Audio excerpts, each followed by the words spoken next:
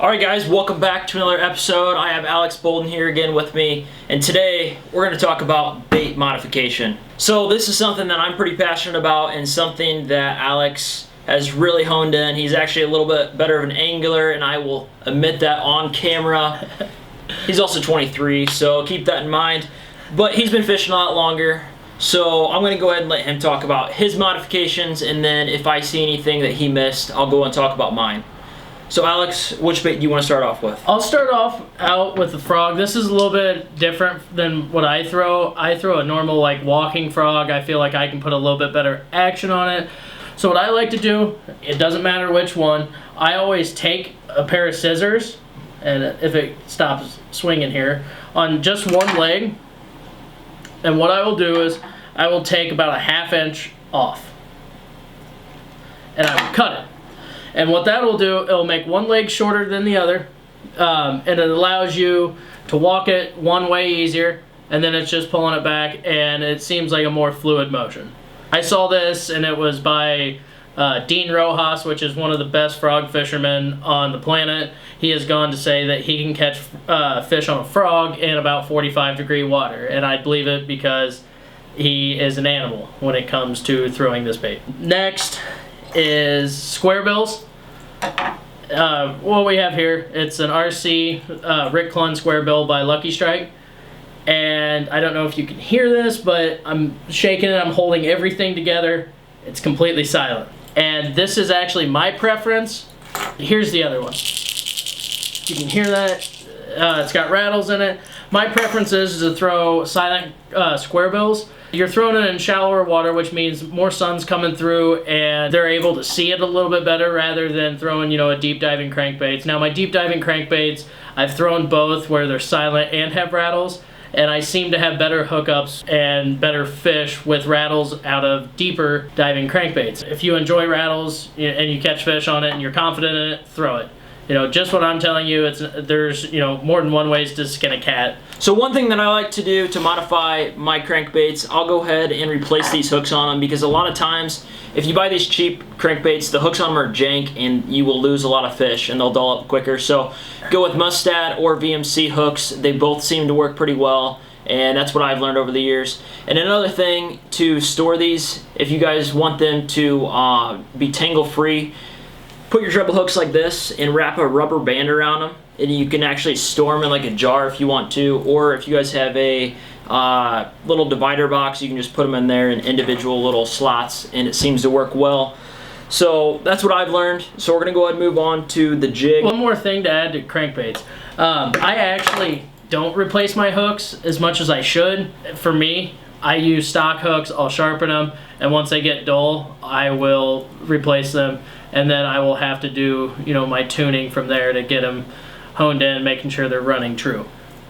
And also, when it comes to running true, you guys will see on here there is a line tie, and sometimes you'll have a crankbait and you'll throw it out there, and it'll start swimming all sideways, and you're like, oh man, I bought the worst crankbait ever. Well, here's the deal.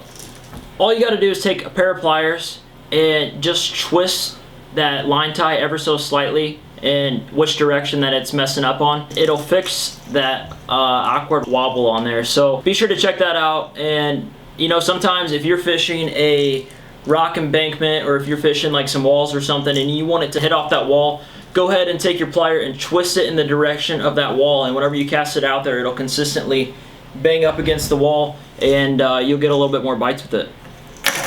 What we have here, it seems, I think it's a ½ ounce football head jig. One thing with all jigs now, it seems like they give you way, way, way too much skirt. Just like the frogs. Just like the frogs. And, I found this trick when I was about 15 or 16, not having a boat, just pond hopping, stuff like that, fishing 1 or 2 tournaments a year.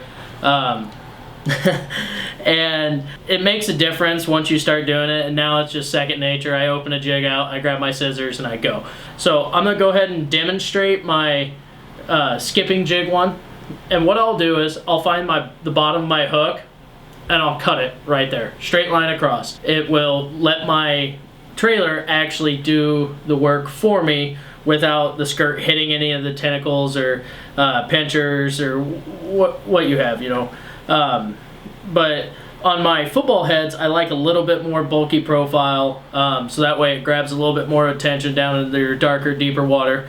So what I do is I will take at an angle, starting at the base of the hook, and I will cut. Okay? So then I'll come here and I'll trim everything up, and then I'll turn it around and come back to the base of my hook.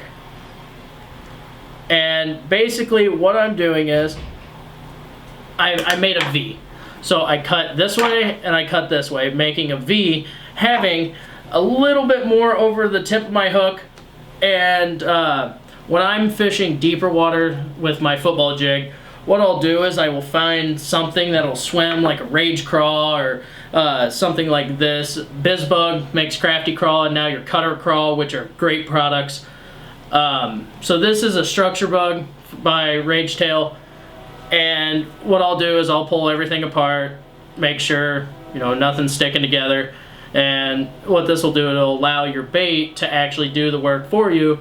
And what it'll do when it sits up and when it's on the bottom, it'll actually start to float and it'll look like a crawl defending. So those bigger bass will come up and you'll feel that hit on your deeper water and they'll annihilate it. Being around a lot of guys who fish and have conversations, I've seen guys just throw a full plastic on a jig. There's nothing wrong with it. I just think it's a little bit bulky, and I'm gonna do this just for the camera on my boat. You won't see me use scissors for this. I usually just bite it, and what that'll do, it'll shrink down your profile and it'll let those more finicky fish have a chance to feed and everything else, where there's about a 1/2 inch sitting below the skirt. And even then, if you pull these apart, or once again I'm using scissors, which I never do, it's just salty, it gets out of your mouth and quick. It's gonna add action to your bait, basically allowing you to just sit there with your rod in your hand, watch your line, and let your rod and line do the work for you. Final bait we have for today, it's a bluegill shaped, all plastic, and I believe Bass Pro makes this. One thing I've done is I've skipped this under docks with a real lightweight, like less than a quarter, and I'll actually kind of swim it and I'll let it hit the bottom and I'll pop it and it'll flutter back down.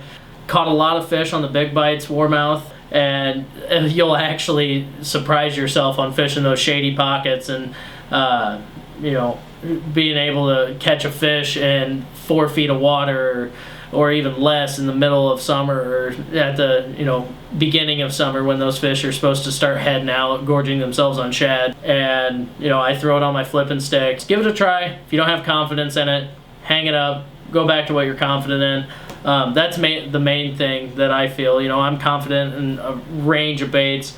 Being stumped, it's kind of difficult at first, and then once you find something, you have to become confident, or else you're gonna blank or have a bad day fishing, and you're gonna leave the lake upset with yourself. So, and if you guys want to get better at throwing some of these baits so you don't really have that confidence build up yet, go to a farm pond, go somewhere where there's not money on the line and you're just having a good day out there fishing. I'm telling you, I didn't know how to throw a crankbait worth of crap until about last year.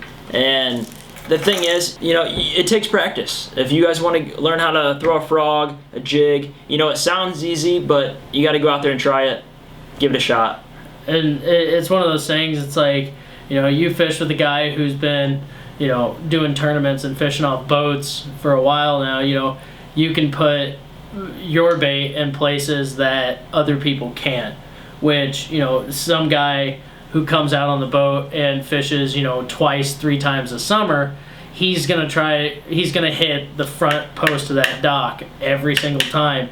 And the next 10 people who come by and fish that dock are gonna hit the same exact post, and those fish have seen every single bait known to man that Walmart has to offer. If you can put that bait farther back on the back couple of posts where there's more shade, water's a little bit cooler, there's probably more bluegill or crawdads up under there, you're gonna see your numbers go up, and you'll actually see your size go up as well. Don't get frustrated. Like he said, practice makes perfect. You only get better at fishing by fishing more. continue, don't get frustrated, and just keep going. If you guys enjoyed this video, be sure to hit that like button. Big thank you, Alex, for coming out here again and showing me some modifications. You know, some of these I didn't even know, so getting together with a fellow angler like this, I've learned some stuff. I hope you learned a little bit, probably not. But, you know, if you guys are watching this and you're new to fishing or even new to this channel, I'm going to have some more bait modifications in the future, so be sure to watch out for those. And like I said, if you guys like this video, hit that thumbs up, and I'll see you guys with the next one.